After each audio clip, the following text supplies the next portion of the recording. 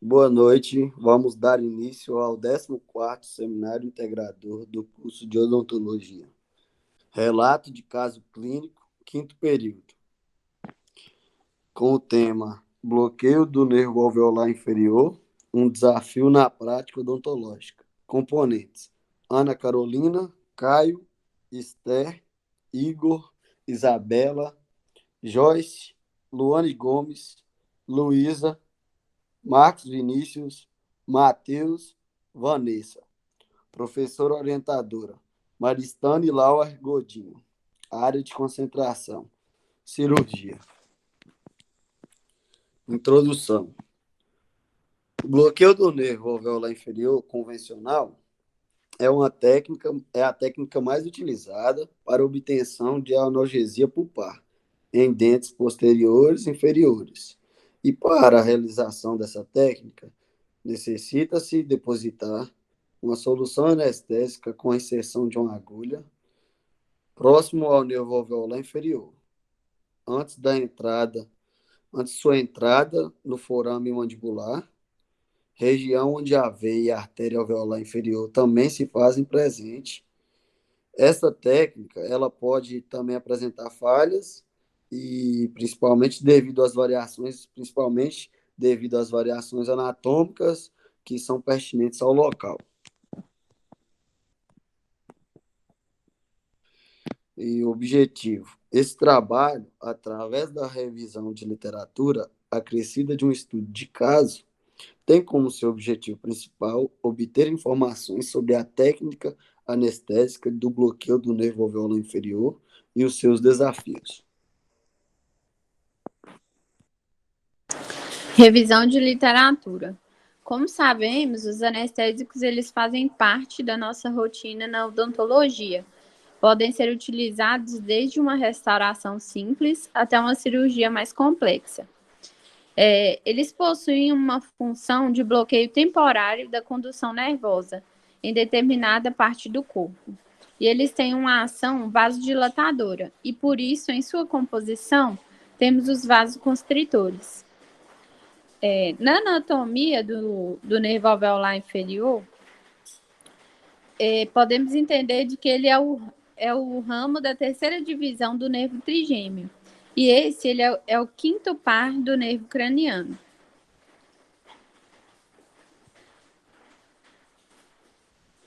Uma das variações anatômicas que podemos identificar nesse nervo são os canais bífidos. Como podemos ver na imagem, estão marcados por essas linhas traçadas e na primeira imagem com as duas setas. Uma das referências anatômicas que utilizamos para anestesia é o ligamento ou a prega pitérigo-mandibular, como podemos ver na imagem.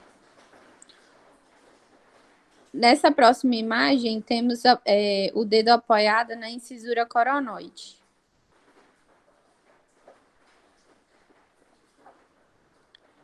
Deve-se inserir a agulha em torno de 1 centímetro acima da borda oclusal de molares e apoiar o corpo da agulha nos pré-molares do lado oposto.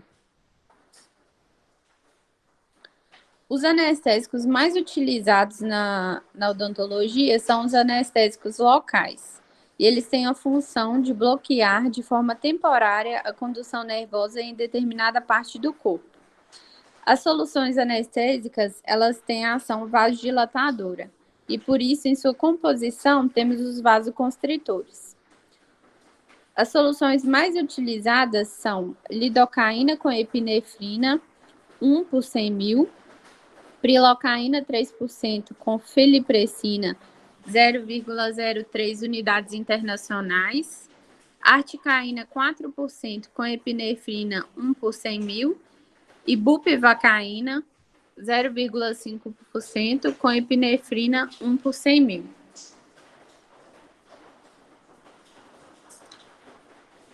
A técnica direta do bloqueio do nervo alveolar inferior, ela se consiste com a realização da técnica com o paciente com a boca bem aberta, para se obter uma boa visualizações da anatomia.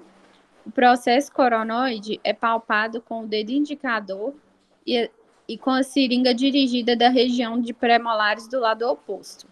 A agulha deve ser inserida no nível do dedo indicador. Nessa posição, deve-se aprofundar a agulha em sua ponta, até sua ponta tocar o osso e recuar-se ligeiramente, injetando nesse local lentamente a solução anestésica. O nervo bucal, por essa técnica, não é anestesiado. Por isso, deve-se utilizar outra técnica para anestesiar o mesmo. E agora eu vou apresentar o relato clínico. Paciente MDA do sexo feminino, 62 anos, leucoderma, procurou a clínica odontológica da Univale queixando-se de dor no primeiro premolar inferior direito. Realizado o exame clínico intraoral, observou-se uma cárie na face distal deste elemento 44, o qual respondeu de forma positiva aos testes de vitalidade.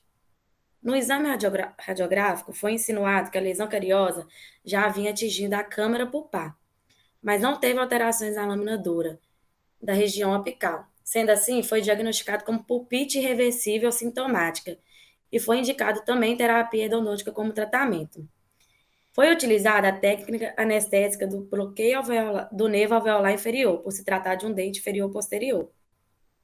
Como podemos ver na primeira imagem, foi feita a secagem da mucosa com gaze para receber a anestesia tópica. Depois, foi aplicado o anestésico tópico. E então, foi utilizado o polegar para identificar a borda anterior e a incisura coronoide. Após isso, puxou lateralmente o tecido para facilitar a visualização e tornar o procedimento menos traumático. Assim, o corpo da agulha foi localizado próximo à região dos premolares, inserindo-a na direção do meio da unha, como podemos observar na imagem. Depois de identificar o forame, a agulha é introduzida, sendo sua injeção lenta e aspirando ela. Não se introduz a agulha até a calota plástica. Caso a agulha frature, utiliza-se essa extremidade para removê-la.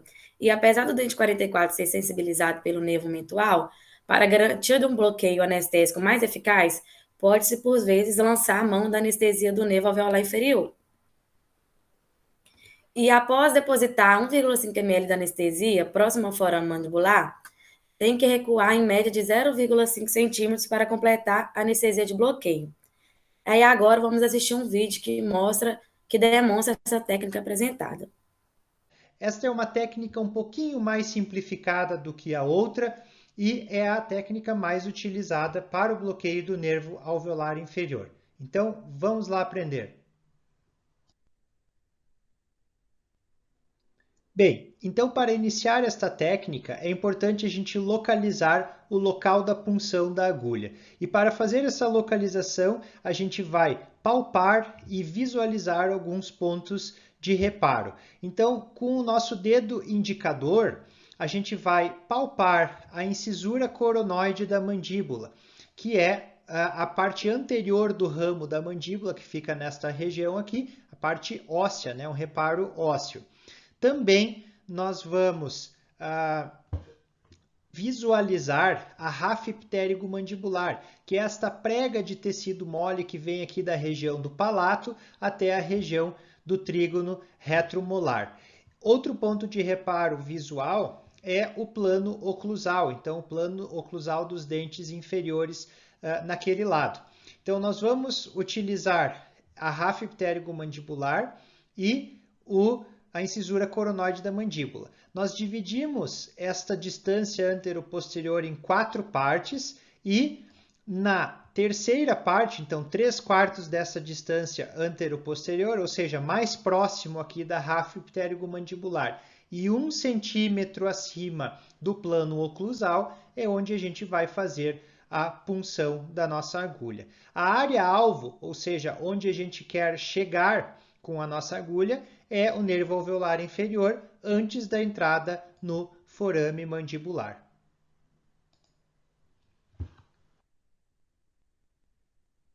Para essa técnica é mandatório o uso da agulha longa. Então veja lá no nosso canal o vídeo de como escolher e quando escolher a agulha longa ou curta. Uma diferença dessa técnica para a técnica indireta é que nessa a seringa vai entrar pelo lado contralateral. Então a angulação da seringa já inicia pelo lado contralateral, tomando como referência aqui a área dos pré-molares e ângulo da boca contralateral. Então nós vamos aprofundar, inserir a agulha aproximadamente 3/4 do comprimento dela, lembrando sempre o bisel voltado para o osso, então aqui para a parte lateral, né? Então, após nós inserirmos 3/4 da agulha aproximadamente, nós devemos ter contato ósseo. E aí nós saberemos que nós estaremos próximo da área-alvo. Nós vamos recuar aproximadamente 1 milímetro da agulha, ali fazer a manobra de aspiração e refluxo e infiltrar 2/3 do tubete, onde a gente vai estar anestesiando o nervo alveolar inferior.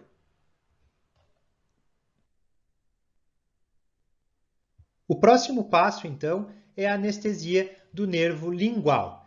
E para isso, nós vamos recuar a nossa agulha até a metade do comprimento dela. Nós vamos fazer a manobra de aspiração, de refluxo, e aí então infiltrar o terço restante do tubete com o intuito de anestesiar o nervo lingual. Após fazer a anestesia então do nervo lingual, nós concluímos a técnica direta do bloqueio do nervo alveolar inferior. O nosso relato de trabalho foi observado a interdisciplinaridade nas diversas disciplinas, como a anestesiologia, em que é necessário ter o conhecimento das técnicas anestésicas para obter uma anestesia segura, sem risco de falhas e menos traumática para o paciente. Também o uso da farmacologia, para reconhecer as substâncias presentes no anestésico e entender seu mecanismo de ação e sua reação no organismo. E o uso da anatomia crâniofacial no conhecimento das estruturas da face, localização dos músculos, nervos, artérias e possíveis alterações anatômicas.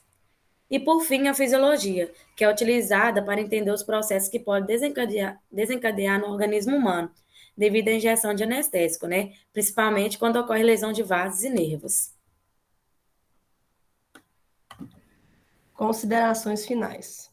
O bloqueio do nabo inferior é uma técnica de bloqueio regional bastante utilizada na prática odontológica, apresentando alguns casos de insucesso frequentes. Então, o principal erro é a falta de operador em relação às variações anatômicas.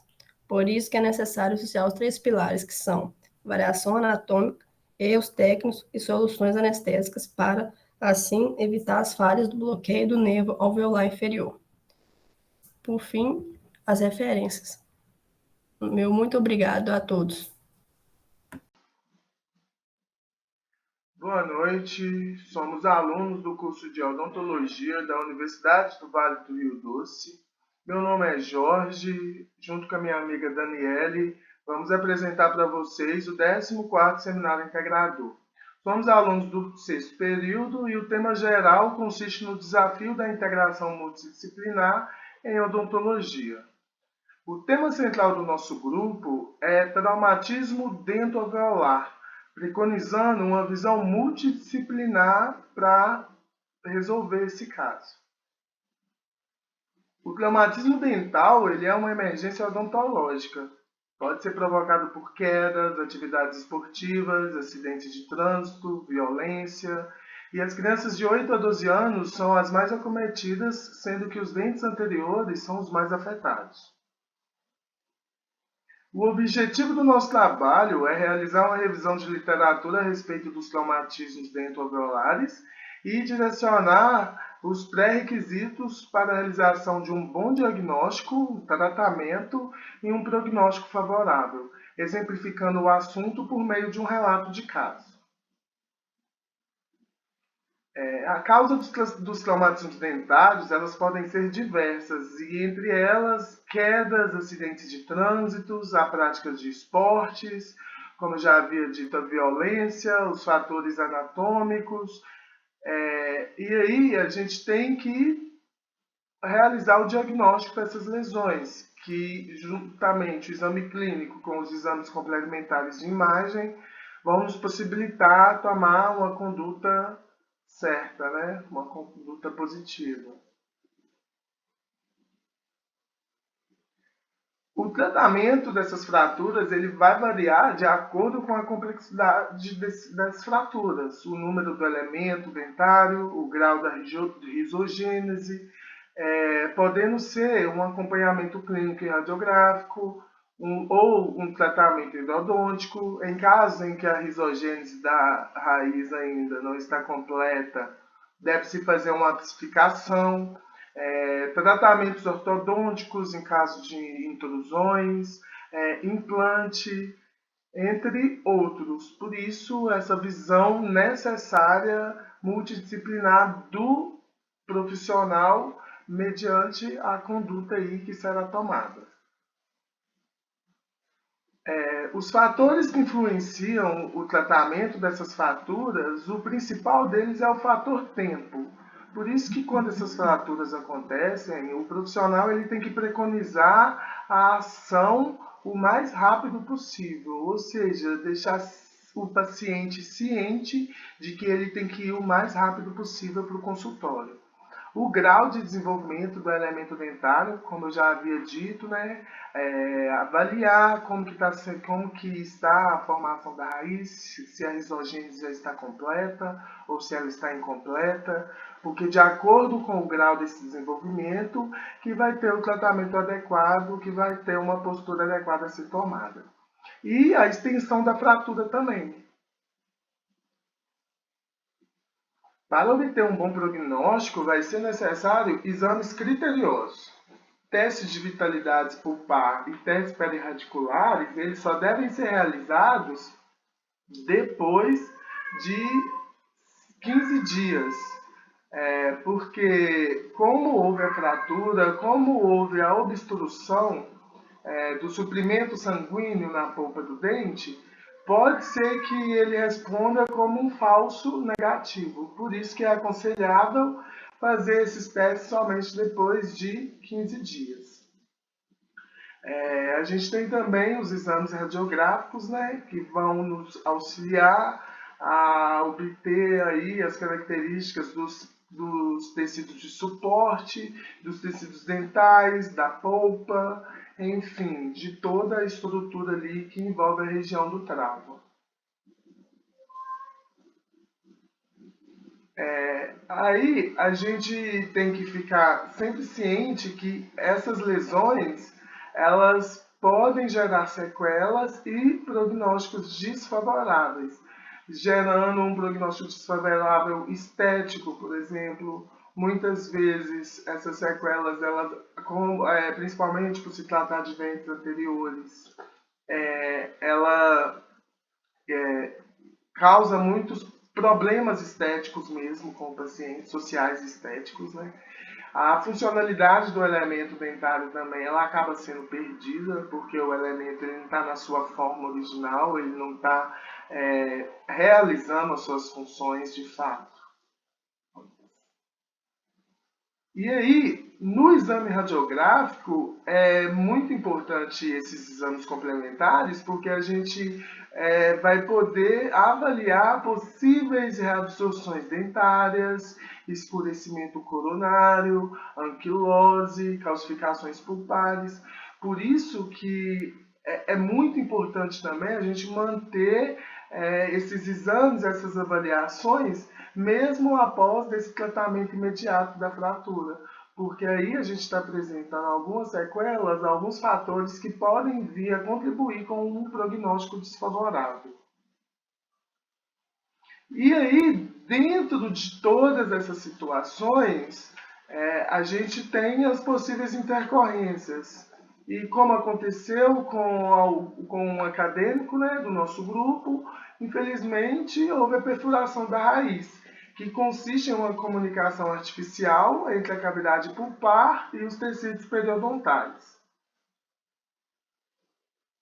E aí, devido a essa perfuração da raiz, foram avaliados, considerar a estética bucal, foi avaliado extra-oral e labial, a saúde do periodonto, a finalidade funcional, até chegarem à conclusão de que o aumento da coroa clínica, ela seria ali, naquele momento, o tratamento mais adequado para solucionar o problema da perfuração. E a gente colocou aqui também que o tratamento ortodôntico, ele seria uma alternativa, porque a gente poderia optar também por extruir o elemento mais para a região incisal, para poder mostrar, para poder deixar a fratura exposta para consequente tratamento.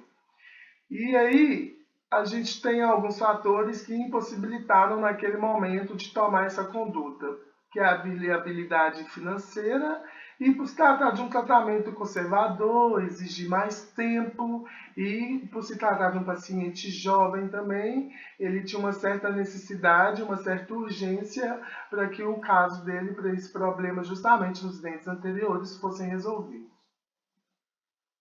Boa noite, gente. Eu sou Daniele e vou dar continuidade à apresentação do trabalho e falar agora sobre o caso clínico. O paciente do sexo masculino, um adolescente de 17 anos, chegou na faculdade porque estava sentindo dor no elemento 46. E ao realizar o exame clínico, constatou-se que também existiam fraturas nos elementos 11, 21 e 22. Quando foi feita a anamnese, ele contou que caiu jogando futebol e por isso tinha fraturado aqueles dentes. Que na época da fratura foi mais ou menos há 1 ano e meio atrás e que na época da fratura ele até procurou um profissional, foi feito um pequeno selamento, mas até então não tinha sido feito nenhuma restauração nos dentes, estabelecendo a estética, como já foi dito, e a funcionalidade do dente. Como ele apresentou o sinal Univale com queixa de dor no elemento 46, foi por isso que ele veio, foi realizada uma pulpotomia para aliviar a dor imediatamente e depois tratar o elemento 21, que era o elemento que precisava de mais atenção naquele momento. Foram realizados exames clínicos e radiográficos. Nas radiografias conseguimos constatar fratura coronária com exposição pulpar do elemento 21. Nesse elemento também tinha espessamento dos ligamentos periodontais e rarefação óssea. O elemento 22 apresentou também fratura coronária com perfuração da câmara pulpar e espessamento dos ligamentos periodontais. Já o elemento 11 tinha uma fratura coronária com envolvimento apenas de esmalte e dentina. Aqui é como o paciente chegou à clínica da Univale, como as fraturas estavam sendo expostas na boca do paciente. Podemos perceber que o elemento 21 foi bastante fraturado e o elemento 11 e o 22 não receberam todo o impacto, pegaram só uma parte do impacto e fraturaram de forma mais leve, mas mesmo assim precisava-se de um tratamento. Aqui nós temos a radiografia inicial, antes de começar o tratamento, na qual mostra o elemento 21 e o 22. Dá para perceber que tem um espaçamento dos ligamentos periodontais, um pouco de rarefação óssea na região apical da raiz. E também dá para ver que tem um selamento ali na câmara pulpar, mas o tratamento endodôntico não tinha sido realizado. No desenvolver do caso, foram feitos testes de vitalidade, era necessário realizar-se a endodontia. No primeiro atendimento foi iniciado o tratamento endodôntico, foi realizada até a prova do cone. O dente foi selado com bolinha de algodão e o número de vidro e o paciente foi mandado embora. Quando ele retornou para terminar o tratamento endodôntico, na hora de remover o selamento provisório, o acadêmico responsável acabou perfurando a raiz na face vestibular. E, como o Guto já disse, aconteceu essa comunicação artificial da polpa do dente com os ligamentos periodontais, com o periodonto de inserção do dente. Aqui a gente consegue ver essa fratura que rolou.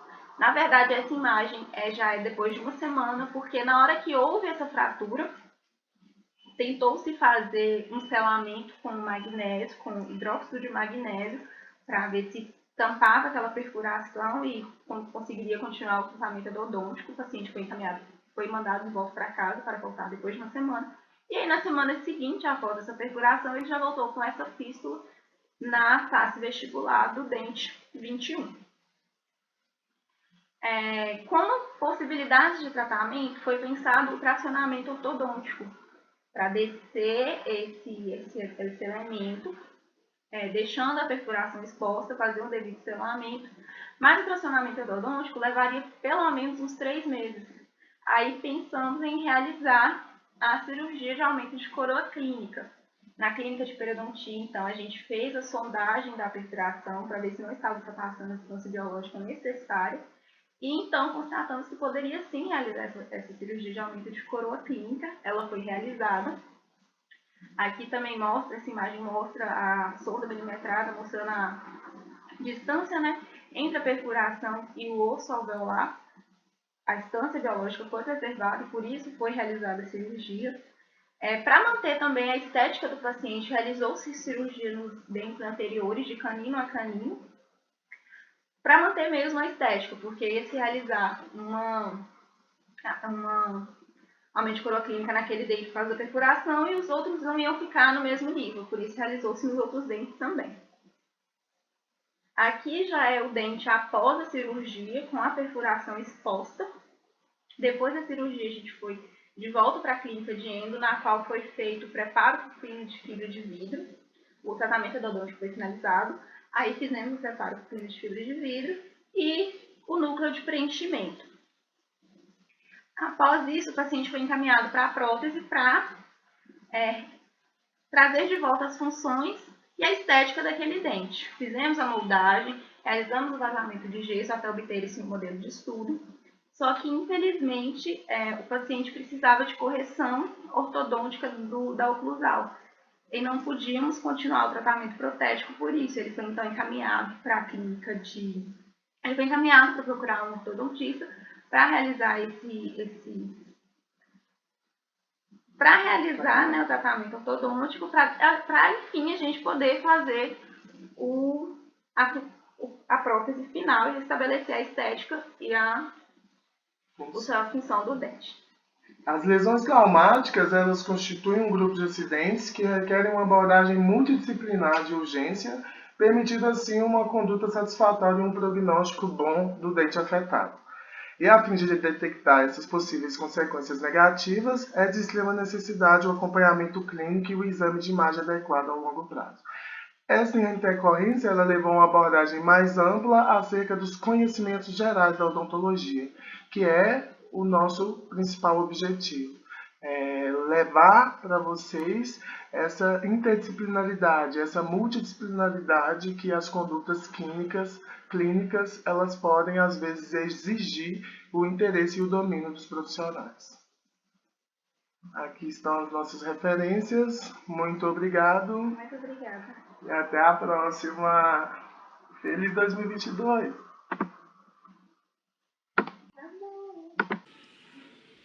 Bom dia, vim apresentar o seminário integrador do segundo semestre de 2021. O tema geral é o desafio da integração multidisciplinar em odontologia.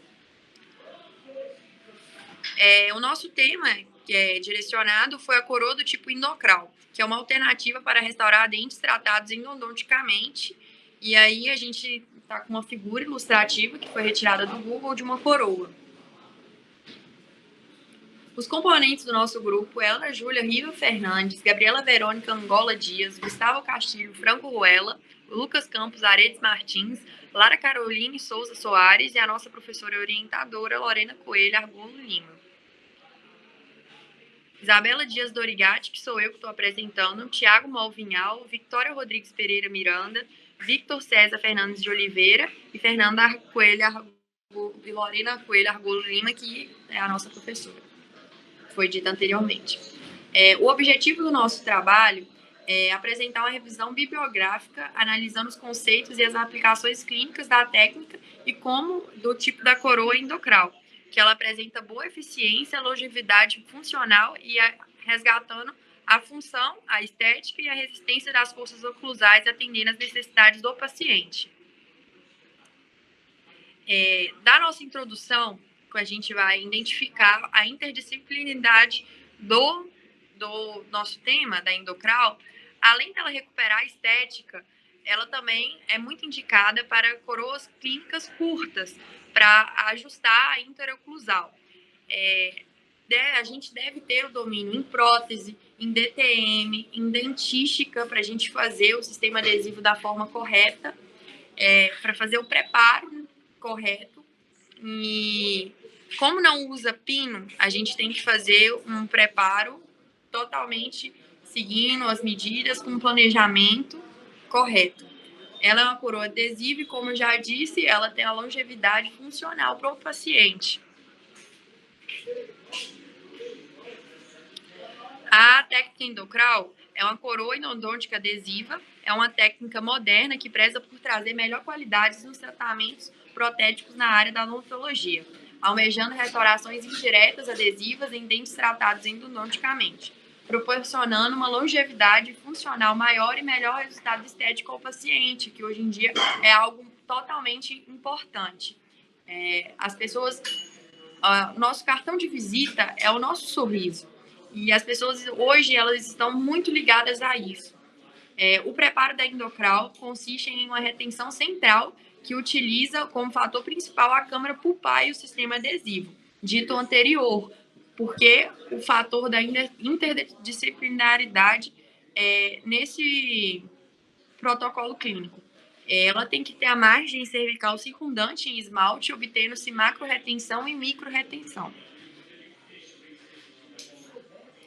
E aí, como dito antes, tem anatomia e escultura, que a gente tem que proporcionar a coroa como o natural, que é o essencial, a farmacologia, que a gente tem que ministrar dependendo da situação, do sistema do paciente, a gente tem que ter o discernimento, da periodontia, que a gente também tem que respeitar os limites do espaço do periodonto, da DTM, que a gente tem que ter a atenção na função motora do paciente, na endodontia, que a gente tem que analisar se o canal está adequado, prótese, que é o essencial, a radiologia, que é a nossa margem de segurança, e a longevidade funcional, que é para proporcionar para o paciente um tratamento que traga conforto e que não tenha necessidade dele voltar e ter outros incômodos decorrentes disso.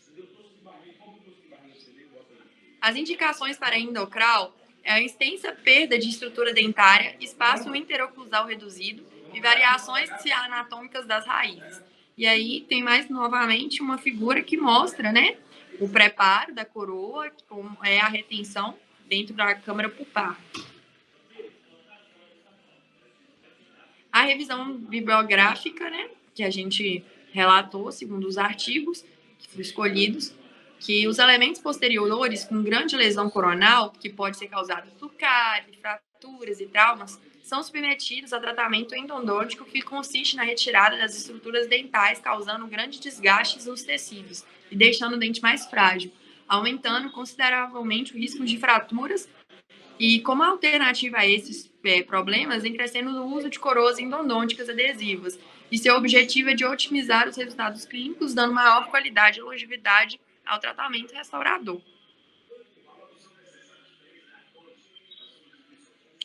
E essas coroas são chamadas de endocrals. Elas foram introduzidas em 1999 por Bildman e Morman como um substituto para a coroa total, suportada por retentores intrarradiculares.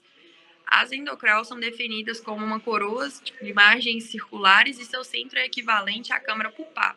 São aderidas adesivamente ao remanescente dental e a restauração é utilizada como uma peça unitária adesiva que não necessita de pinos de retenção ou sustentação que diminui a fragilidade do sistema dental. E diante dessa revisão bibliográfica, nota-se então a proporção de eficiência, a longevidade funcional que a coroa endocral resgata no dente restituído, além de oferecer estética, reabilitação funcional e resistência das forças oclusais, atendendo até mesmo às necessidades exigidas pelo paciente, que foi dito desde o início, que o paciente é o mais importante no caso.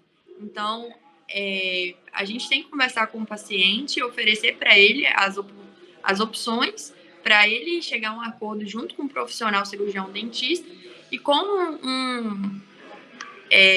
a endocral, ela é muito indicada por não precisar de pinos, por ela oferecer a estética, ela reabilita funcional para quem tem espaço interoclusal reduzido, e ela facilita muito a vida do profissional e do paciente quando, em acordo, eles fazem um tratamento adequado. Essas são as nossas referências bibliográficas, que são os artigos utilizados. E aí encerro por aqui. Boa noite, nós somos alunos do 6º período do curso de odontologia. Eu vou dar início à nossa apresentação no 14º Seminário Integrador do curso de odontologia, cujo tema geral é o desafio da integração multidisciplinar em odontologia, e o tema do nosso trabalho é o manejo clínico multidisciplinar para o restabelecimento da estética, associando o clareamento endógeno e faceta direta, um relato de caso. Os componentes do grupo: Ana Luísa, Bárbara Ribeiro, Bruna Mafra, Giovana Luca, Ingrid Adriele, Caroline Vieira, Laura Fernandes, Rodstut Felipe, Érica Custódia e Vitória Caroline. A professora orientadora, Valéria Cristina, e a área de concentração, a clínica integrada. As apresentadoras, Dani e Vitória. Então, na odontologia, a busca por dentes claros vem sendo cada vez mais frequente pelos pacientes que querem um sorriso esteticamente agradável, principalmente quando há alguma alteração de cor nos dentes anteriores, decorridos de algum trauma ou pós-tratamento endodôntico. O clareamento dental interno ou endógeno tem sido muito utilizado para se restabelecer a estética em dentes não vitais escurecidos, se tratando de um procedimento conservador, de método simples e de baixo custo. Ele é indicado quando um ou dois dentes destoam da cor dos demais elementos dentais, em casos de pacientes jovens e com escurecimentos recentes nos dentes. É contraindicado em casos de restaurações extensas, pouca estrutura coronária íntegra, presença de linhas de fratura no esmalte e o escurecimento por tetraciclina.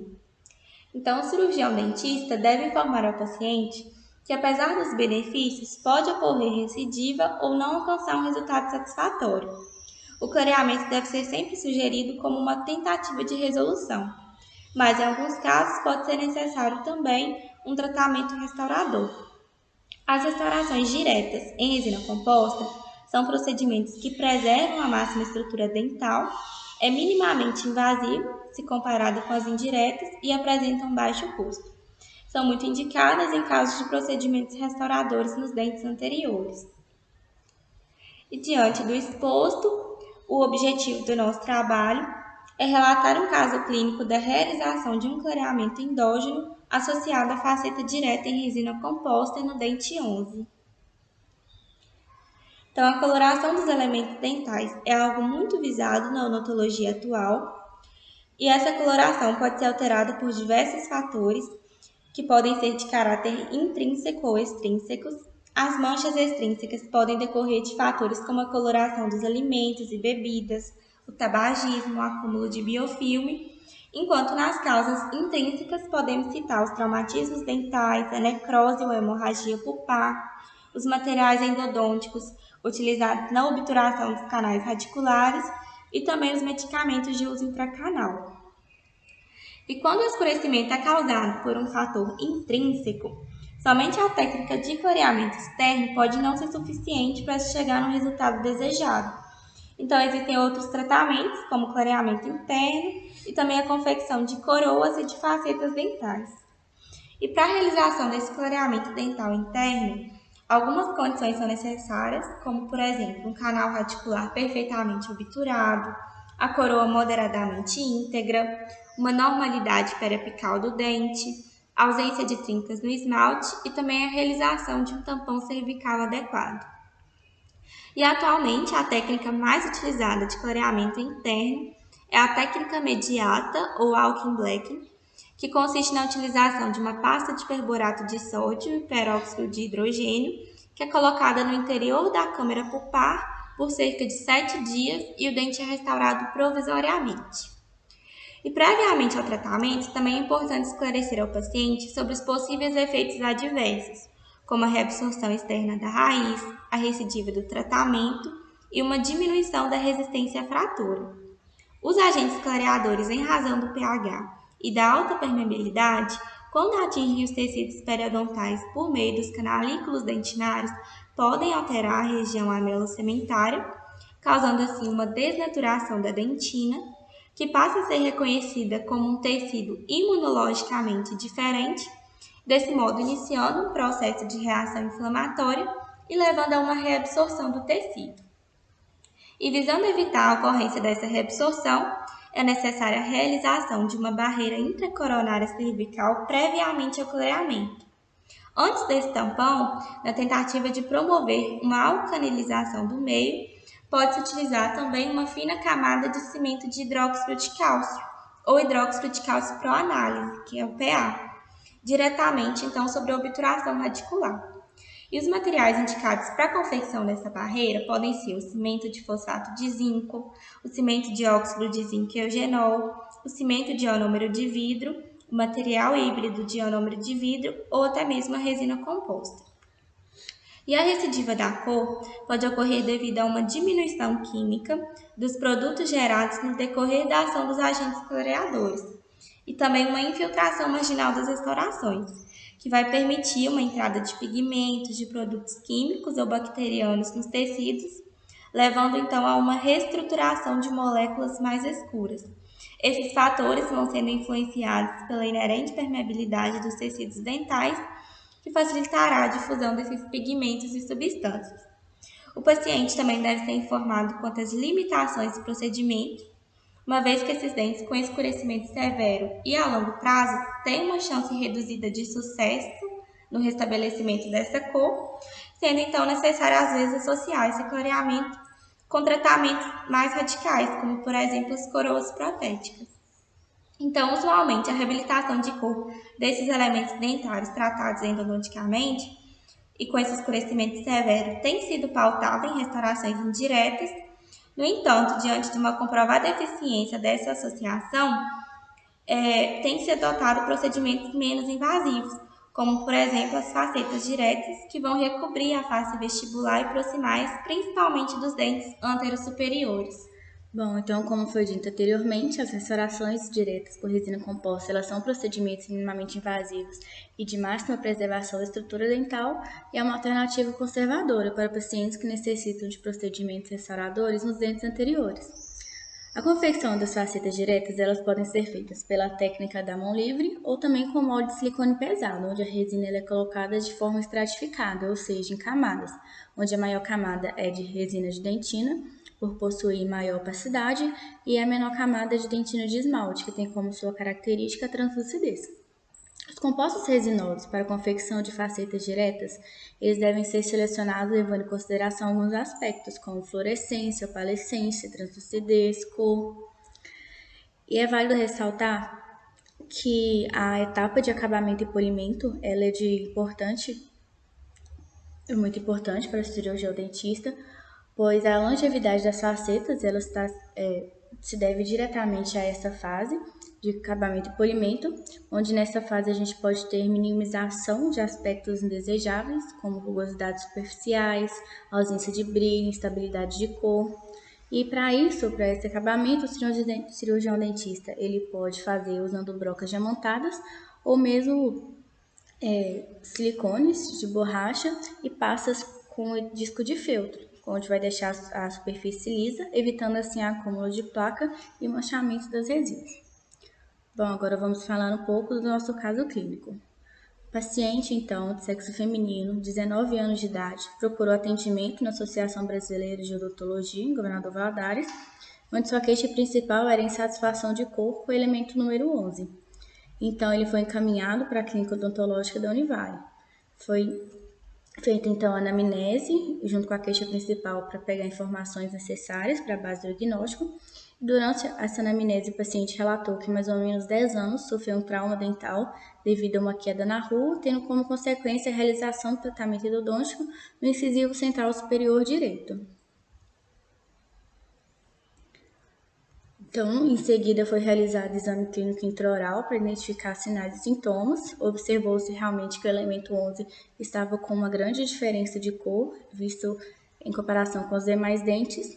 E no exame radiográfico, o tratamento endodôntico mostrou dentro dos limites de normalidade e com obturação dos canais satisfatórios e também com ausência de anormalidade periapical. O plano de tratamento foi traçado e foi proposto a realização de clareamento endógeno e a troca da faceta de resina. Na primeira sessão, então, foi realizado acesso da câmara pulpar para a confecção do cerramento biomecânico na cervical do dente, usando hidróxido de cálcio e ionômero de vidro quimicamente ativado, e o selamento da cavidade foi utilizado o restaurador provisório Cotosol. Após 24 horas, então, iniciou-se a aplicação do clareador whitening perborato, que é o clareador à base de perborato de sódio e peróxido de hidrogênio a 20%, e a troca do material ela foi feita em intervalos de 3 a 4 dias. Ao final de 5 sessões, então, foi observado um clareamento significativo do elemento. Como visto nas imagens aqui, o antes e depois do clareamento endógeno, resultado. Então, na segunda etapa, realizou-se a troca da faceta em resina. A cor do dente ela foi selecionada a partir do vizinho, usando a técnica de bolinha. A cor selecionada, então, foi a W, da forma ultradente, para execução nesse caso clínico. E antes do preparo, foi realizada a confecção de uma guia palatina com silicone de condensação, moldando, então, a palatina incisal dos dentes anteriores e superiores, para posteriormente reconstruir a parte incisal que foi envolvida no preparo. Então, o preparo na superfície vestibular, ela foi realizada com a margem cervical foi realizada com a broca diamantada 1014, e teve a profundidade de mais ou menos 0,3 a 0,7 milímetros. Também foram realizados 3 sulcos de orientação na face vestibular com a broca diamantada número 21 e 35, levando em conta as 3 inclinações do dente.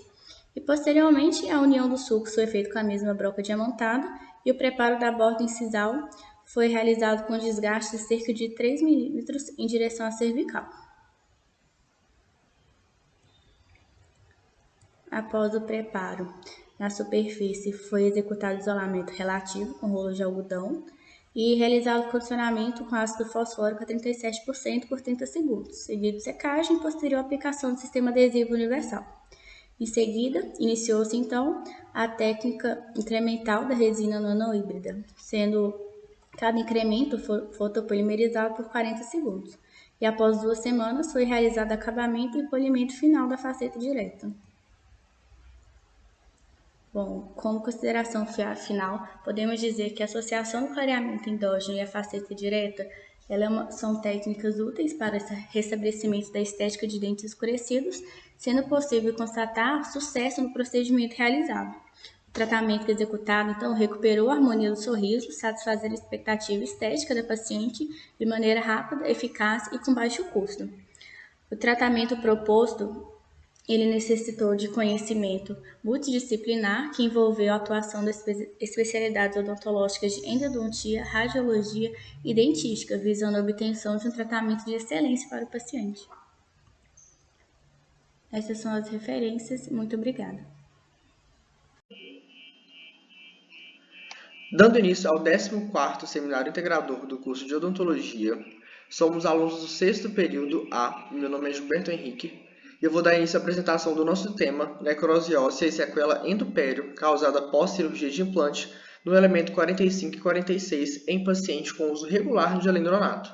Os componentes do grupo são Bianca Lopes, Caroline Rocha, Carla Vanessa, Felipe Ambrosio, Gilberto Henrique, Isabela Brito, Isabela Ribeiro, Laís Gabriela, Luísa Luna, Maíra Cristina, Thalita Croscope. O nosso professor orientador é o professor Celso Henrique Najar Rios e a sua área de concentração é a cirurgia. O alendronato de sódio é um fármaco que pertence à classe dos bisfosfonatos utilizado no tratamento de desordens ósseas. Desordens ósseas aquelas que podemos citar como exemplo pacientes que apresentam quadros de osteoporose, neoplasias. O uso deles está relacionado à osteonecrose, que pode ocorrer espontaneamente ou em pós-cirúrgicos ou até devido a fatores predisponentes. O objetivo do trabalho é apresentar um caso clínico de osteonecrose induzida por bisfosfonatos pós-cirurgias de implantes, seguida de lesão endopério do dente adjacente com uma revisão bibliográfica. O alendronato ele tem uma forte ligação com a hidroxiapatita do osso. Ele consegue alterar o metabolismo ósseo, inibindo a reabsorção. A maior prevalência de necrose óssea está localizada nos maxilares, na maxila e na mandíbula, especificamente na mandíbula, por ser a área mais vascularizada. Ela proporciona um aumento da massa óssea e o seu período de meia-vida é de 10 aos 13 anos, período que ele fica dentro do organismo. A osteonecrose é a morte óssea causada pela ausência de suprimento sanguíneo. Alguns fatores como procedimentos cirúrgicos, implantes dentários, infecções, má higienização oral, forma espontânea ou complicações sistêmicas podem levar ao quadro de osteonecrose. E usuários de corticoides, pacientes tabagistas, anêmicos e diabéticos têm a maior predisposição ao desenvolvimento dessa patologia. Grande parte dos casos de osteonecrose estão ligados a implantes dentários. A avaliação e anamnese que o cirurgião dentista deve fazer com o paciente é imprescindível, porque é naquele momento que ele vai descobrir se o paciente faz uso de algum medicamento, que pode acontecer alguma intercorrência futura, ou se ele tem algum fator predisponente que vai ocasionar a osteonecrose. Existem controvérsias sobre a suspensão da medicação antes da realização desse procedimento, pois não há nenhum estudo científico que confirme que a suspensão do medicamento pode anular a osteonecrose. Cirurgiões dentistas devem se ater ao aumento do risco na falha de implantes associados ao uso do bisfosfonato. A lesão endopério é gerada por produtos inflamatórios presentes na polpa dentária e no tecido periodontal. Apresentam vias de comunicação, ocorre troca de micro-organismos, toxinas e mediadores inflamatórios, e através da necrose pode ocorrer a exposição dos túbulos dentinários em áreas desprovidas de cemento, que podem gerar danos aos tecidos periodontais e à polpa. E a lesão endopério ela pode ser causada após alguma cirurgia de implante. O tratamento depende do estágio em que se encontra a patologia, e ela pode ser classificada em 5 estágios. Pacientes com maior risco de se desenvolver a osteonecrose, os pacientes a qual já tem fatores que se predispõem. O estágio 0, que são os pacientes que não apresentam necrose óssea, mas com manifestações clínicas radiográficas, podem fazer uso de analgésicos e, se necessário, antibiótico terapia para o controle da infecção. O estágio 1, pacientes que apresentam osso necrótico visível na cavidade oral, podendo haver o aparecimento de fístulas e eles são assintomáticos. Eles devem fazer bochechos com colutórios antimicrobianos, acompanhamento clínico de forma regular e com necessidade de suspender o uso do bisfosfonato. O estágio 2 são pacientes que apresentam osso necrótico visível na cavidade oral, aparecimento de fístulas e sintomatologia dolorosa. Eles devem fazer bochechos com colutórios antimicrobianos associados a medicações analgésicas e antibiótico terapia, juntamente com debridamento cirúrgico do tecido mole para reduzir a infecção. O estágio 3 são pacientes que apresentam osso necrótico visível na cavidade oral, fístulas extraorais, sintomatologia dolorosa e fratura patológica. Devem fazer bochechos com colutórios e antimicrobianos, associados a medicações analgésicas e antibiótico terapia, e debridamento cirúrgico do osso necrosado e tecidos acometidos pela infecção. O paciente deve estar ciente sobre os riscos e contraindicação que envolve a cavidade oral. Agora vou passar a palavra para a Isabela Brito, que vai continuar apresentando o trabalho no relato de caso clínico. Bom, eu vou dar continuidade falando sobre esse caso clínico que ocorreu em setembro desse ano. A paciente AG, do sexo feminino, 56 anos, feoderma, compareceu às clínicas da Univale e ela tinha como queixa principal dor no elemento dentário 44. Ela também trouxe consigo a solicitação da avaliação endodôntica desse dente. Aqui nós temos a imagem do receituário que essa paciente levou. Foi preservado o nome dela, o nome da instituição na qual ela foi e também o nome do profissional que atendeu. uma solicitação da avaliação, mediante necrose e realização do tratamento endodôntico. Bom, na anamnese, ela relatou que havia sido submetida a um procedimento cirúrgico para o implante dos elementos 21, 45 e 46 há 2 meses. Um mês depois, ela falou que começou a sentir dor no elemento 44, que é adjacente aos implantes que ela fez na mandíbula. Ela também observou que o pino do implante do 45 apresentava-se móvel na boca. Então, isso fez com que ela regressasse à clínica onde realizou os procedimentos e lá eles solicitaram a avaliação endodôntica do 44, que eu mostrei no slide anterior. A cliente também relatou fazer uso de elendronato de sódio, que é um bisfosfonato, no caso dela, em tratamento da osteofitose da coluna vertebral, conhecido popularmente como bico de papagaio. Ela tomava esse medicamento há mais de 1 ano e até quando foi na clínica, ela continuava fazendo uso desse medicamento. No exame clínico, constatou que o dente 44 apresentava mobilidade, o implante do 21 encontrava-se sem a presença de patologias e o implante do 46 não era visível na boca.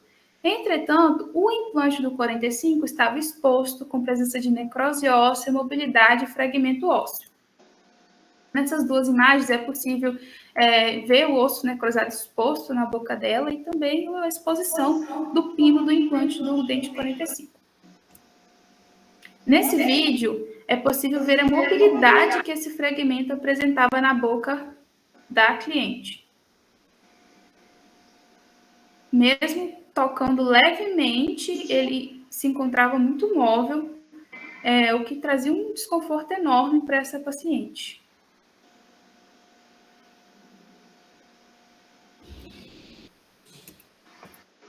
Bom, esse é o exame radiográfico que nós fizemos no dia. É possível ver uma grande área de reabsorção óssea. Eu ressalto também a perda de sustentação do implante do 46 e também do dente 44, que é o dente no qual ela se queixava de dor. Isso explica, essa perda de inserção explica a lesão endopério que ele apresenta. Aqui nós podemos ver também um grande sequestro ósseo, o que justifica a mobilidade desse fragmento que foi mostrado no vídeo anterior.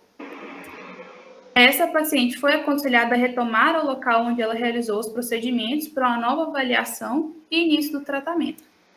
Bom, outro dia na clínica também da Univale, outra paciente do sexo feminino de 76 anos chegou apresentando como queixa principal dor na região posterior inferior do lado direito. Ela também tinha um quadro de osteonecrose instalada, também fazia uso de elendronato de sódio, no caso dela em tratamento da osteoporose, mas diferente do caso anterior, ela não havia passado por nenhum procedimento cirúrgico. A osteonecrose dela ocorreu espontaneamente. Aqui é a radiografia panorâmica que ela apresentou no dia. É possível ver uma grande área de reabsorção próxima ao canal mandibular. Nesse slide, nós temos uma foto da tomografia da paciente, uma reconstrução tridimensional da mandíbula, que mostra o tamanho da área de reabsorção. Em vermelho, nós temos o canal mandibular, que está bem próximo à área de reabsorção. Essa paciente também foi encaminhada para uma clínica particular para assim dar início ao seu tratamento. Bom, como em ambos os casos as pacientes não foram tratadas na Univale, eu não tenho como dizer com exatidão qual foi a escolha que os outros profissionais que atenderam elas tiveram nesses casos. Mas, como o Gilberto já disse, o tratamento da osteonecrose varia de acordo com o estágio em que ela se encontra e inclui a prescrição de antibióticos, analgésicos, bochechos, cirurgias de debridamento. Também podem ser usados plasma rico em fibrina leucocitária, que é o LPRF. Sendo mais específica, nesses 2 casos seria necessária uma cirurgia de debridamento desse tecido necrótico. No primeiro caso, a remoção do fragmento ósseo.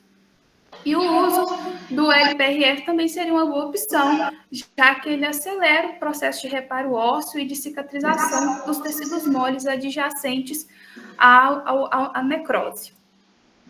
Bom, nesse trabalho, ele nos possibilitou aplicar e integrar conhecimentos obtidos nas disciplinas de anatomia, de estomatologia na identificação da osteonecrose, de radiologia na identificação das estruturas na imagem radiográfica, patologia, periodontia e endodontia, principalmente no diagnóstico da lesão endopéria.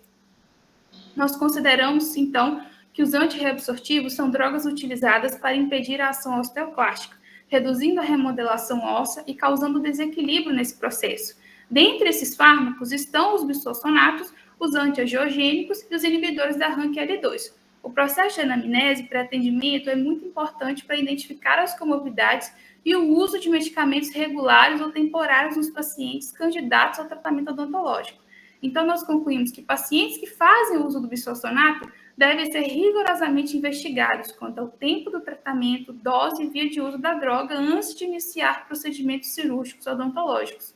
O risco nesses pacientes está relacionado ao desenvolvimento de osteonecrose, que pode trazer consequências significativas nos tecidos duros e moles nas áreas operadas. Essas são as nossas referências bibliográficas e muito obrigada.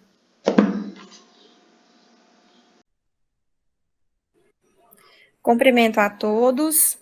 Nós vamos dar início, então, ao 14º Seminário Integrador do curso de Odontologia, com o tema de o desafio da integração multidisciplinar. Relato de caso, 5º período. O nosso tema escolhido foi displasia cementária periapical, o relato de caso com acompanhamento de 8 anos. Os componentes são Ariadne Sobrinho Calatrone, David Oliveira Brito, Francine Maria Campos Soares, Gabriela Aparecida Paiva Machado, Laura Souza Ferreira, Lucas Silva Maia, Maria Beatriz Rodrigues Chaves, Raquel Oliveira Souza, eu, Rina Souza Marchetti, Yasmin Lira Santos, e o nosso professor orientador, Ailton Vieira, área de concentração radiologia.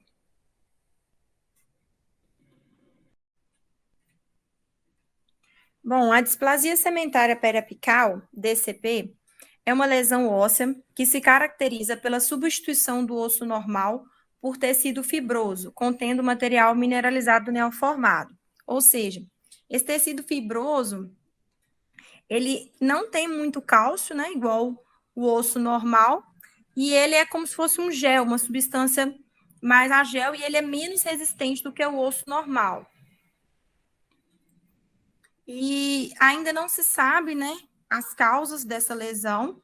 É uma lesão benigna e é de origem do ligamento periodontal. Ela apresenta maior incidência na região anterior da mandíbula ou maxila. Normalmente, então, são nos dentes anteriores, né, mais nos inferiores do que nos superiores. Normalmente são assintomáticas, ou seja, o paciente não sente sintoma nenhum, não sente dor, não tem febre, que são essas edema, nada, ele não apresenta nenhum desses sintomas, né, como apresenta em algumas outras patologias.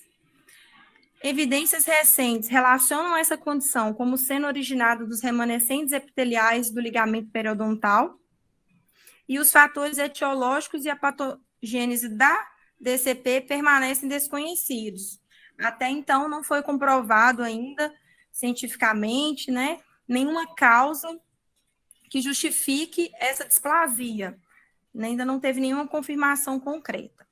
Clinicamente, ela está associada à região apical de um dente que apresenta vitalidade pulpar, ou seja, o dente ainda não está necrosado, ele está vivo normal. E radiograficamente, a lesão de radiopacidade mista e bem definida, né? A lesão aparece, então, na radiografia com a radiopacidade mista.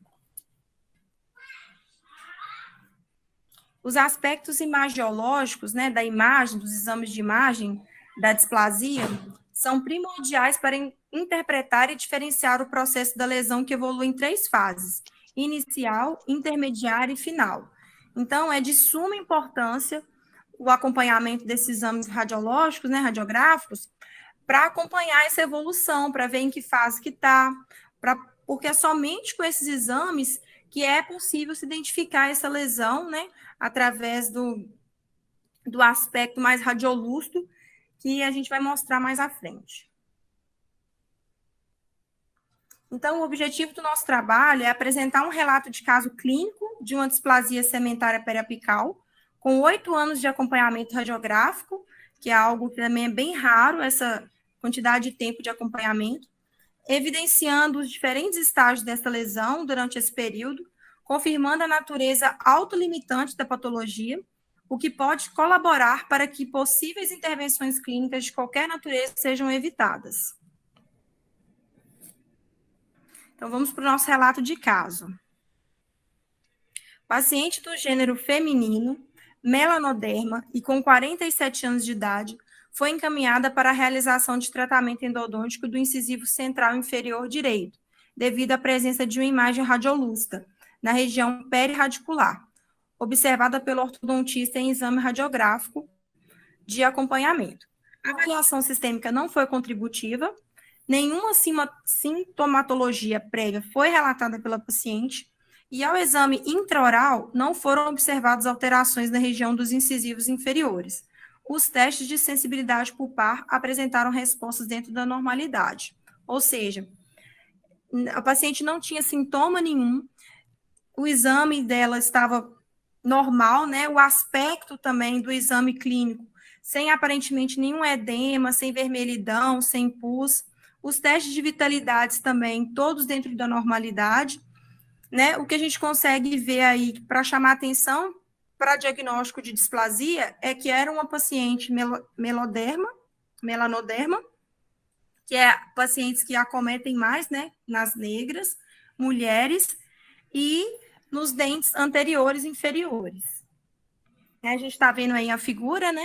O aspecto inicial, evidenciando aí, então, a condição de normalidade, que quando a gente olha, a gente acha que não tem nada, que está tudo normal.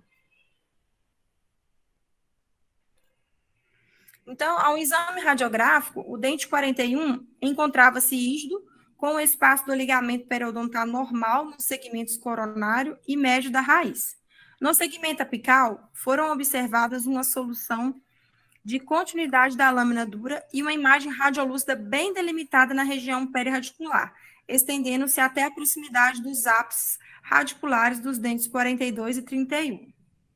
Na próxima figura, nessa imagem aí, a gente já consegue, então, ver essa lesão, que é muitas vezes confundida com granulomas, com cistos, né? E aí, talvez, costuma o cirurgião dentista confundir e achar que precisa fazer algum tratamento endodôntico ou realizar uma exodontia desnecessária. Então, o cirurgião dentista ele precisa se atentar para todos os índices, né, de ser uma displasia, como, por exemplo, uma paciente que é melanoderma, é uma mulher nos dentes inferiores, nos anteriores. E aí a radiografia está dando para ver essa área translúcida, né, que é esse tecido fibroso, que foi substituído, né, o tecido ósseo pelo tecido fibroso, que acaba deixando essa parte aí bem radiolúcida.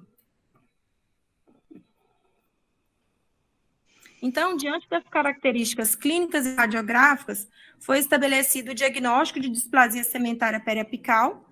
A paciente foi orientada sobre as características da lesão e informada da importância do acompanhamento clínico e radiográfico periódico.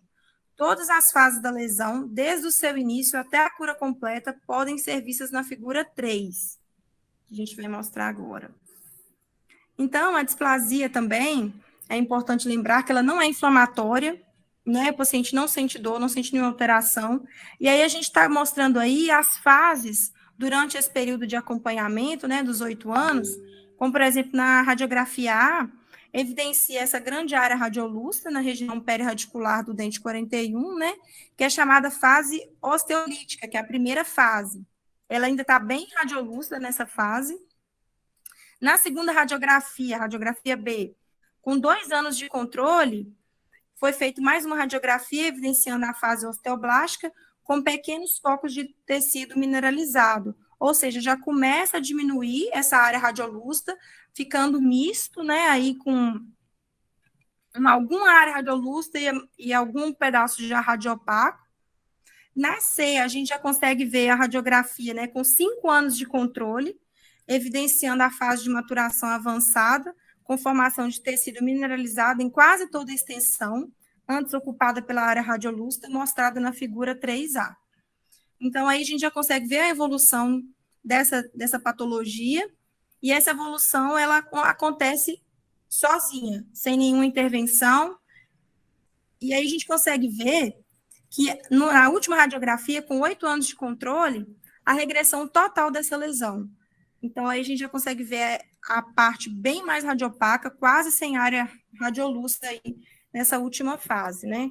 Ou seja, a gente consegue perceber, então, que essa lesão, ela pode durar anos aí, vai depender de paciente para paciente, de cada caso.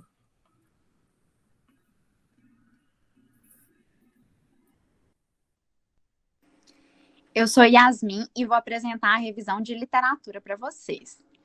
Por definição, a displasia segmentária periapical é uma alteração localizada no metabolismo do osso normal, que resulta na reposição dos componentes do osso medular normal com tecido fibroso. Esse material é sementoide. O osso anormal ou então uma mistura desses dois, pode ser também. É uma lesão localizada próxima ao ápice de um dente. Essa patologia, ela possui uma evolução natural. Ela passa por 3 fases de desenvolvimento que são muito importantes.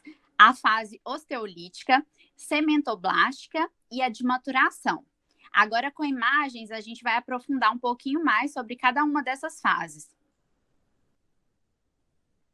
A fase inicial, que é a fase osteolítica, vocês podem observar aí na primeira imagem, ela é caracterizada pela substituição do tecido ósseo por tecido fibroso, determinando, assim, uma radiolucidez periapical. Dá para vocês verem bem nessa imagem.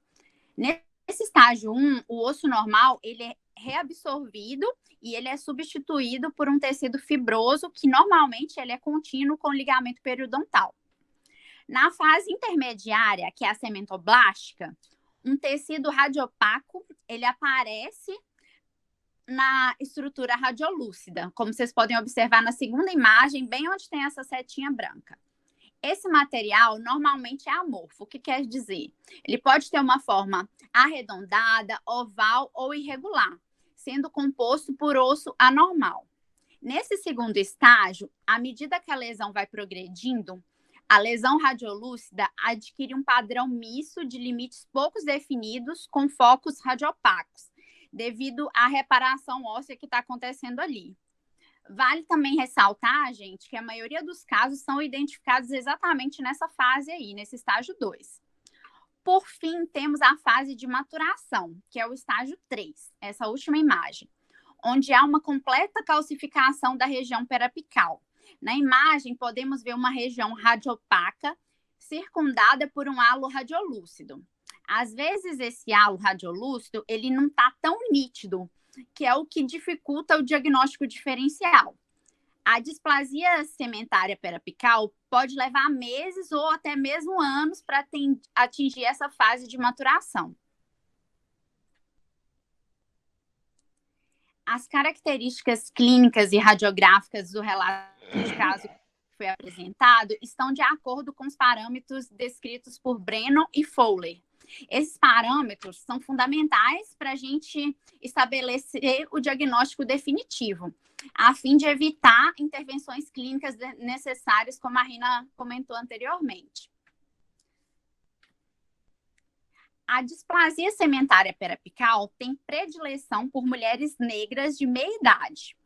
Ela pode apresentar uma ou mais lesões de mais ou menos meio centímetro, até menos, na região periapical de dentes vitais. Ela é uma lesão não expansiva e indolor, localizada geralmente na região anterior da mandíbula. Ela apresenta características radiográficas com radiolucência pura e radiolucência de densidade mista, ou até mesmo áreas opacas com uma margem radiolúcida estreita. Histologicamente, ela apresenta como estromo fibroso celular, com tecido ósseo lamelar e ou calcificações ovais.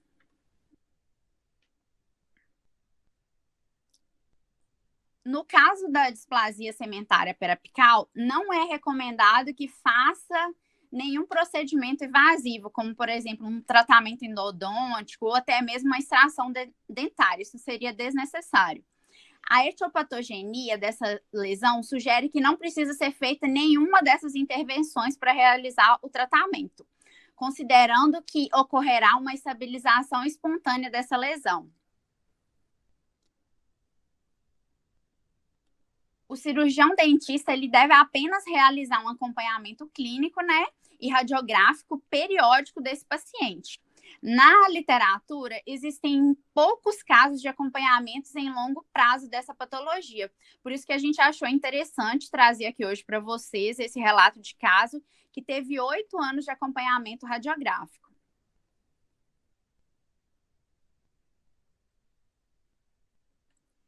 Sabe-se que frequentemente elementos dentários envolvidos na displasia segmentária periapical são tratados endodonticamente e às vezes extraídos.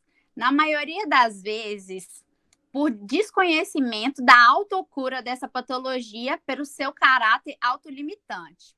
Por isso é de extrema importância, sobretudo, que as disciplinas de radiologia, patologia, cirurgia, endodontia, ortodontia estejam bem certas que essa alteração regride por si só, não necessitando de forma alguma sofrer qualquer tipo de intervenção. Conclui-se, porém, que o tratamento é apenas o acompanhamento radiográfico e clínico até a sua cura total. Obrigada. E essas são algumas referências que nós usamos no decorrer do trabalho.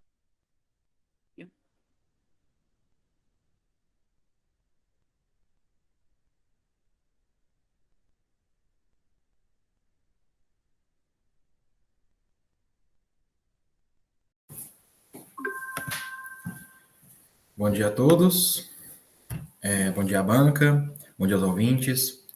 Eu sou o Pedro, estarei iniciando aqui a sua apresentação do 14º Seminário Integrado do curso de Odontologia, relatando sobre a biossegurança e novos paradigmas. Nosso grupo está relacionado com um relato de caso clínico, somos o 5º período da odontologia, e nossos componentes são Ádila Gonçalves Santos, Adriele Lemos Gomes, Júlia Tenório Sucupira, Guilherme Lopes de Souza, João Victor Leão Almeida, Kíssula Anaturrani Gonçalves Soares Dias, Lara Maria Garcia Lima, Letícia Lima Pereira Vitória, Mariana Rodrigues Pimenta, Pedro Henrique Saneves e Thais Aparecida Santos. Nosso orientador é o Renato Álvares Cabral e nossa área de concentração é a cirurgia e estomatologia. E estaremos abordando o tema de ceratocisto odontogênico. A iniciarmos, o ceratocisto odontogênico é uma das patologias mais discutidas no ramo do bucomaxilofacial.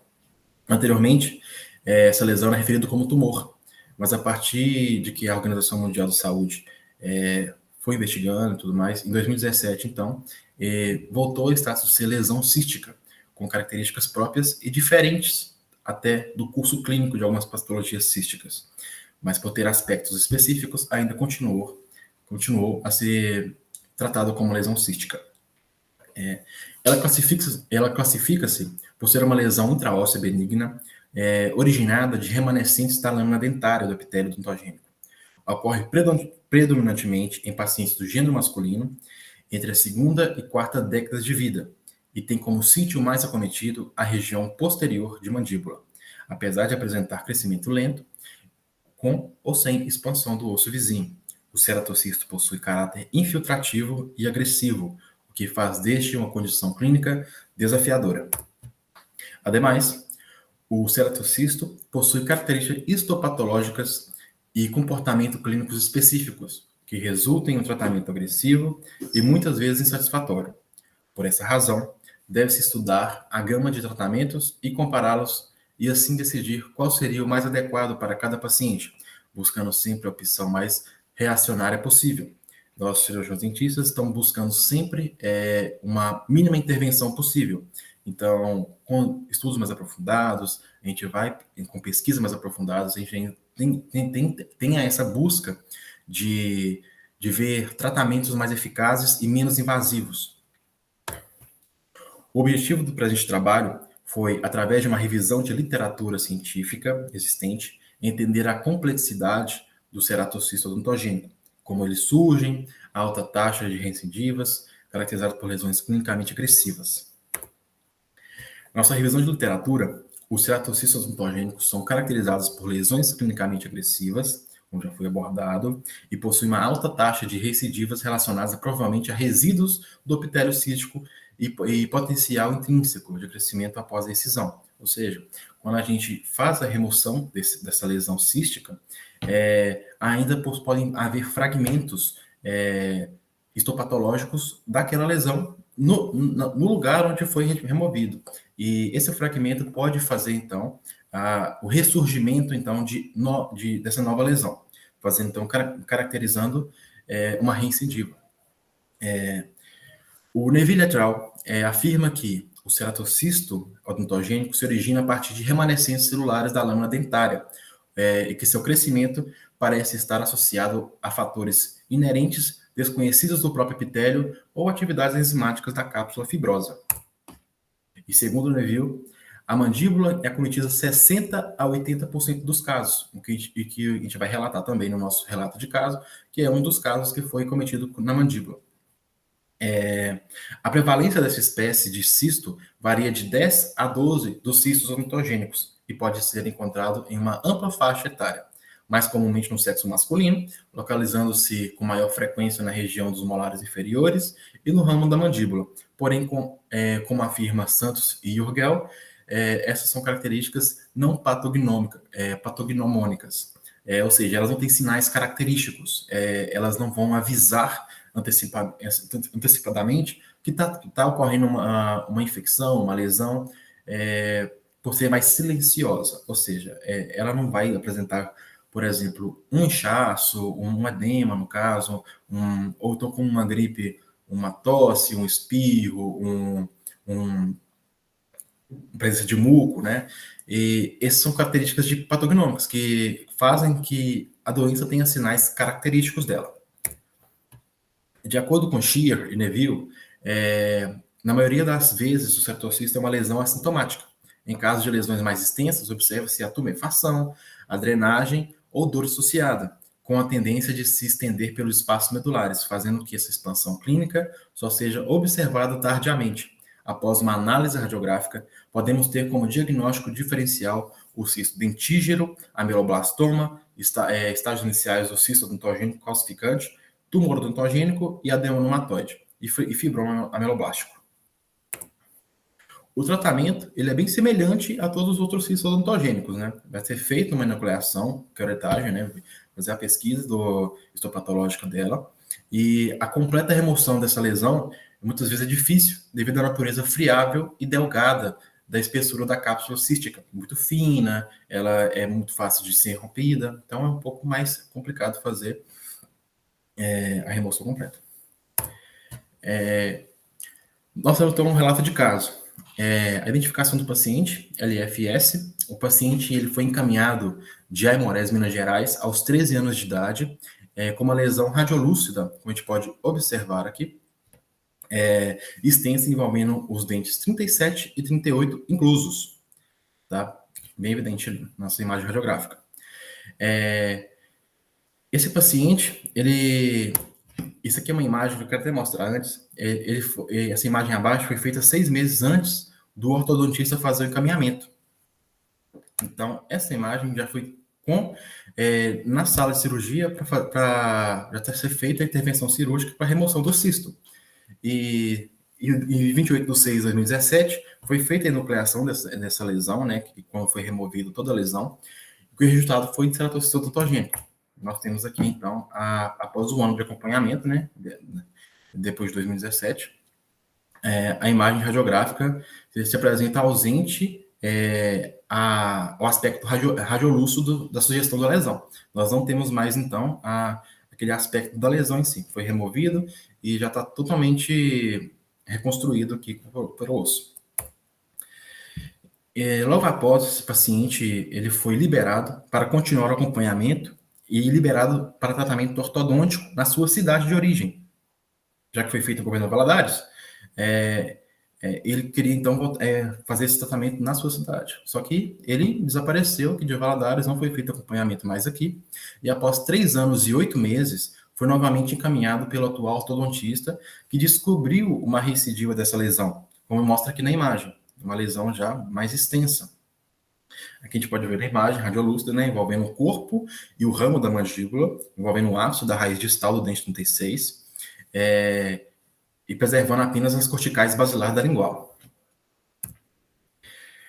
Já no campo de cirurgia foi feito já as tomografias, né, do pré-operatórios para serem realizadas então a intervenção cirúrgica, e para ver também o que seria preservado as corticais ósseas. Então foi planejada uma nova enucleação total da lesão com remoção do dente envolvido e tratamento da cavidade com solução de Carnoy, com tentativa de evitar novas reincidivas. Nessa imagem a gente consegue ver já a operação sendo iniciada, né, com anestesias de bloqueio infiltrativas, e logo mais temos a diérese, que são as separações de tecidos, separações dos planos. É perceptível já ver o osso, né, e também o nosso tecido epitelial não cretinizado da gengiva aqui sendo separado. Logo após uma osteotomia, a gente consegue observar, então, a lesão que vai ser iniciada a remoção dela, com essa caxérese, né? E após toda a remoção da lesão, a gente não pode fechar ela ainda, por causa das reincidivas. Pode ter resquícios, como foi dito antes, o tecido do ceratocisto, ele é muito fino, muito delgado, e ele rompe fácil. Então, pode ter um resquício aqui e fazer essa reincidiva. E mesmo que seja feito de uma forma super correta, não determina que o paciente seja liberado. Isso vai ter que ficar em acompanhamento ainda, para que possa realmente evitar que essas recidivas aconteçam e tratar quanto antes possível. Aqui a gente consegue já ver sendo aplicado as gases que são imbuídas de Carnoy, que vão fazer mais ou menos que a queima de todo aquele epitélio afetado pelo ceratocisto, né? E essa é a peça que foi removida e foi enviada para laudo histopatológico, que foi reafirmado anteriormente, né, fazendo a nucleação, e o paciente ainda em acompanhamento a cada 45 dias, para que evite que essa lesão se torne recorrente. Então, foi feito então, o selamento com as suturas da cavidade, né, e logo após, uma radiografia final, digamos assim, do pós-operatório, imediatamente, foi imediato. E considerações finais. Então, a gente pode concluir que, basicamente, depois do relato de caso, uma leitura de toda a revisão de literatura, que existe uma escassez ainda de estudos que abordam tratamentos específicos para a área de ceratocistos ontogênicos, sendo uma complexidade do mesmo e por sua alta taxa de reincidivas. Ou seja, a gente ainda precisa aumentar a forma de tratamento, buscar formas menos invasivas, né, para esse tratamento ocorra, e que estão relacionados provavelmente a resíduos de epitélios císticos, né, e potencial intrínseco de crescimento após a excisão. E dessa maneira, evidenciou que a escolha do tratamento está subordinada a diversos fatores, dentre eles a idade do paciente, a taxa de recorrência, a natureza agressiva e invasão da lesão. O local, o tamanho da relação com estruturas anatômicas importantes. Em uma lesão muito agressiva, às vezes também temos que tomar tratamentos mais agressivos, para que ela não volte tomando mais e mais e prejudicando mais o paciente, o cliente. A partir disso, pode-se avaliar que tipos de abordagem estão indicados, sendo conservadoras ou radicais, visando a manutenção de estruturas importantes, a redução da lesão e diminuição de riscos de reincidivas. Essas estão as referências de todo o nosso trabalho. E muito obrigado pela atenção e tenham um bom dia a todos.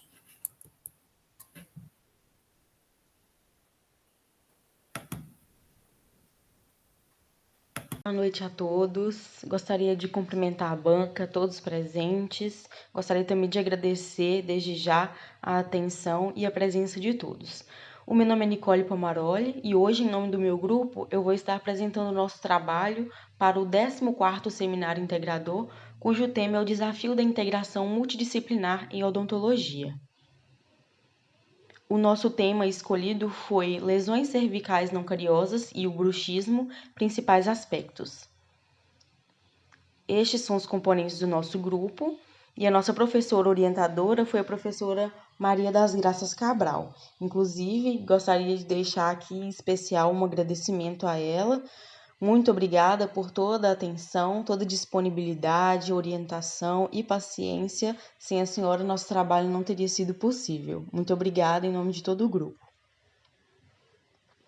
Bom, então vamos iniciar. As patologias cervicais, elas são divididas em lesões cariosas e não cariosas, e ambas geram perda irreversível da estrutura dentária.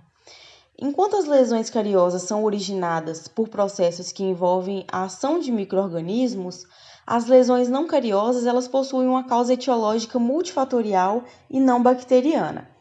Essas lesões são mais facilmente diagnosticadas através de uma anamnese detalhada, uma anamnese bem feita e através do exame visual e tátil.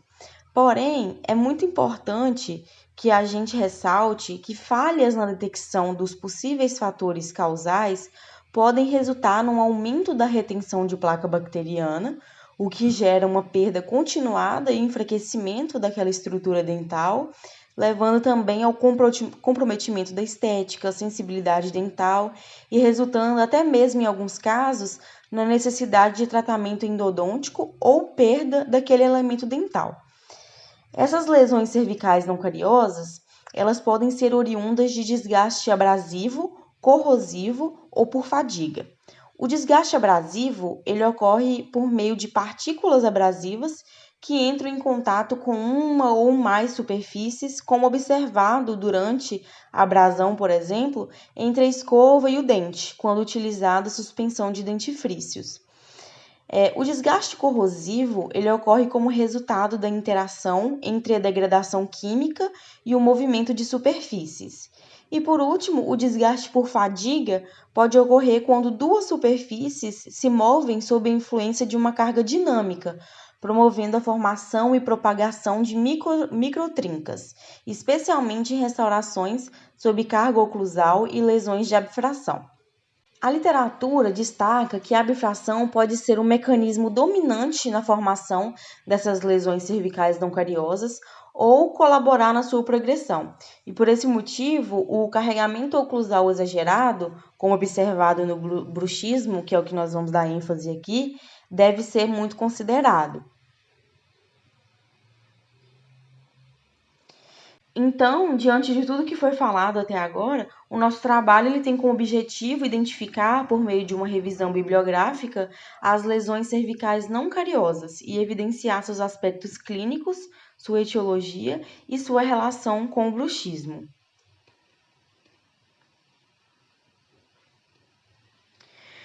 Bom, essas lesões cervicais não cariosas, elas são mais comumente encontradas nos premolares e molares. E a prevalência e a gravidade delas têm aumentado com a idade do indivíduo.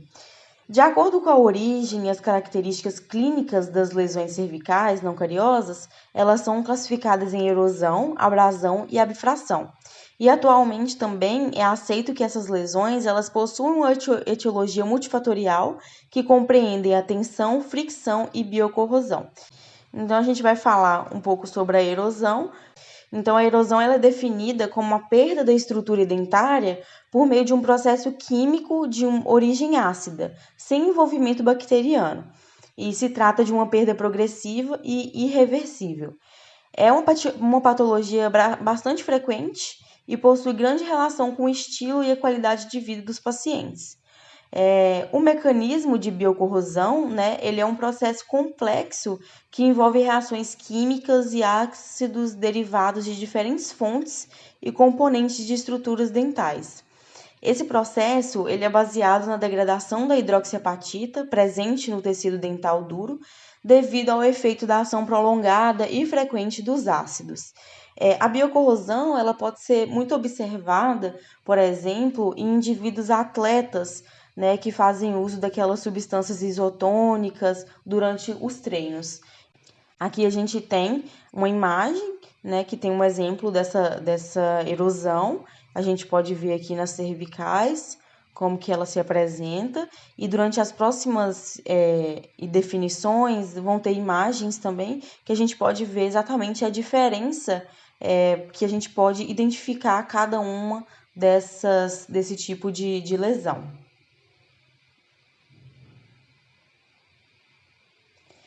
Agora, passando para a abrasão, ela consiste em uma lesão na qual existe a perda da substância dental classificada devido a algum processo mecânico anormal, relacionadas a hábitos e agentes externos.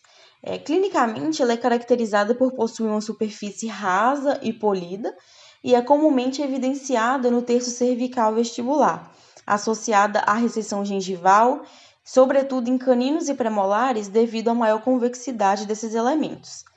As lesões ocasionadas por escovação, elas são lisas, bem polidas, com contorno regular e envolvem dentes adjacentes, não invadem o sulco gengival e percebe-se nos pacientes boa higienização local e gengiva marginal saudável. Aqui a gente pode ver a imagem, né, dessa lesão, aqui nesses 3 elementos.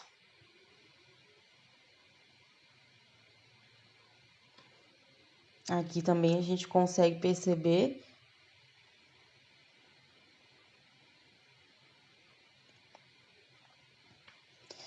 Agora falando um pouco sobre a abfração ela é uma flexão que ocorre no nível da junção amelocementária devido ao excesso de forças na face oclusal dos dentes, com formação de trincas que levam ao desgaste dentário e, consequentemente, a uma perda gradual do esmalte e da dentina.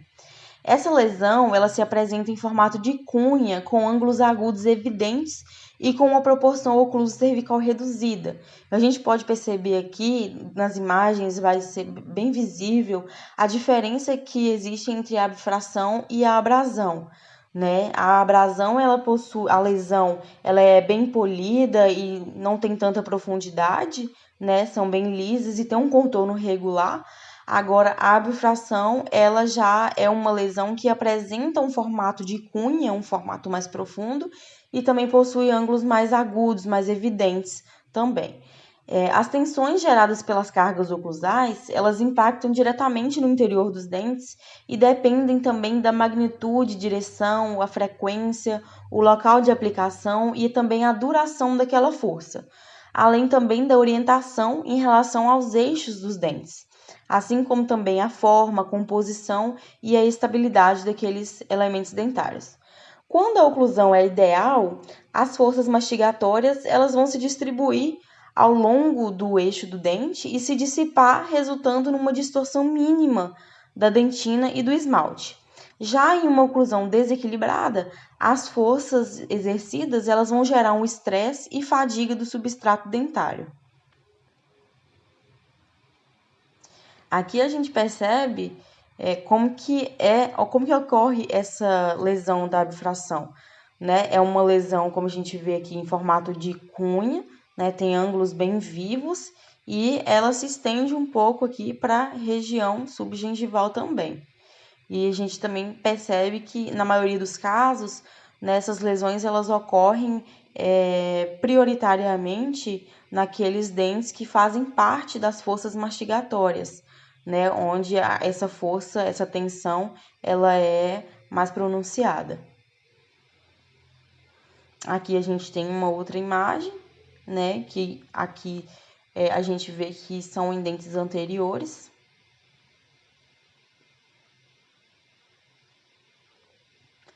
Agora falando um pouco sobre o bruxismo, o bruxismo ele é uma atividade diurna ou noturna da musculatura e da mastigação que inclui o hábito de ranger, apertar, comprimir ou encostar os dentes.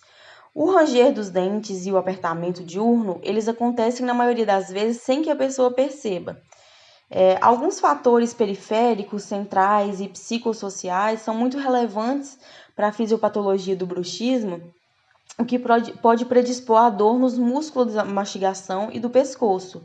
Também dor de cabeça, limitação da amplitude de movimento da mandíbula, alguns distúrbios do sono, estresse, ansiedade, depressão e uma deterioração geral da saúde bucal daquele indivíduo. E, embora o uso sistêmico de medicamentos, utilização de aparelhos interoclusais, né, aquelas famosas placas noturnas, sejam amplamente difundidos, a conscientização daquele paciente sobre o seu problema é a ferramenta terapêutica mais relevante na abordagem clínica do paciente bruxômano.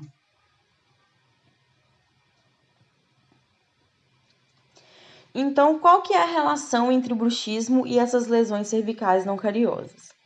Apesar do desgaste dentário ser de origem multifatorial, como foi falado durante todo o trabalho, existe uma tendência de associar o bruxismo como um fator principal predisponente.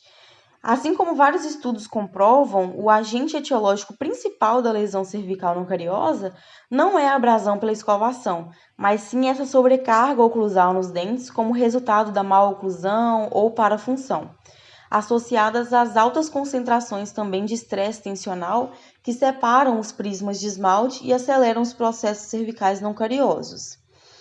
O bruxismo ele causa um desgaste excessivo nos tecidos dentários, aumentando o risco de problemas periodontais, bem como recessão, inflamação gengival, que podem levar até mesmo à perda dos dentes, além do comprometimento do sono daquele indivíduo.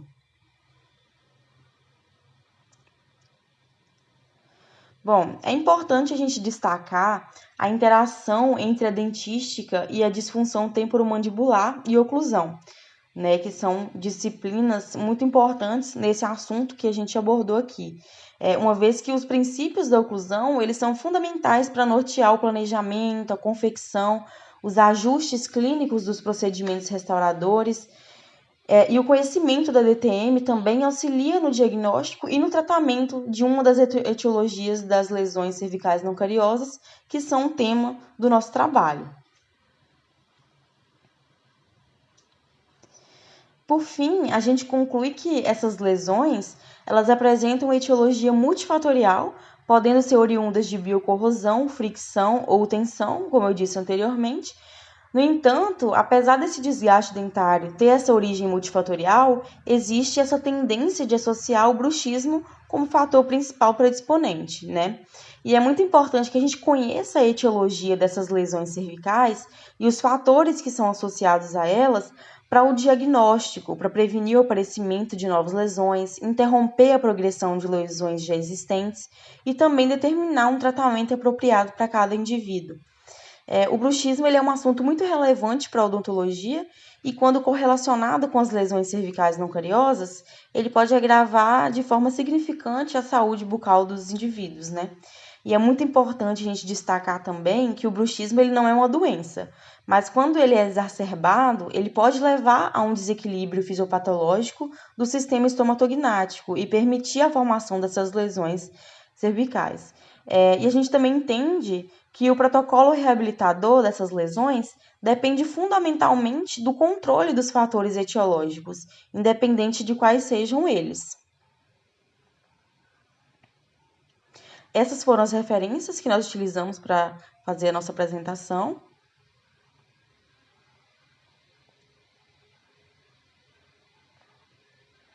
Muito obrigada a todos pela presença e pela atenção.